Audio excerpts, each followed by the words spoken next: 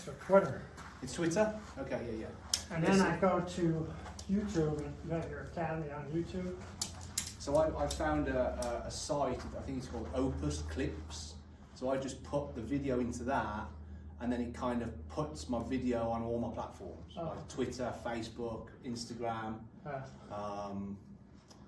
else have we got? Twitter, Facebook, YouTube, right? Yeah. Like if it's a short or something, right?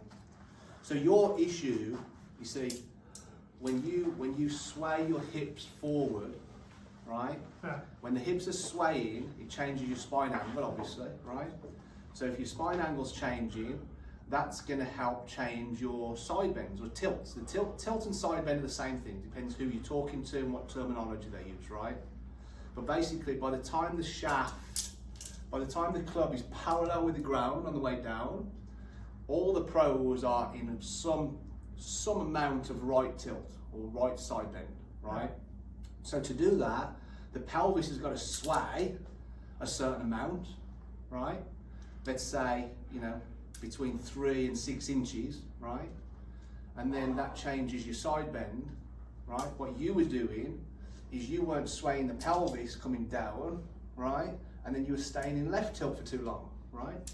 So once you figure out the pelvis sway is largely responsible for the side bend, then what we want to start doing is putting a bit of attention in the arms and the elbows coming down, and the feeling is that you want the right elbow coming underneath the left one coming down.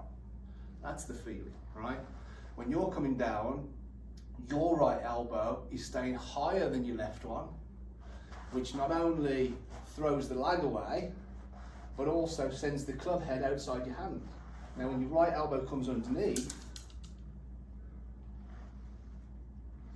you can start to get the butt of the club pointing more out, and then the club shaft shallows out and the club head stays more behind your hands.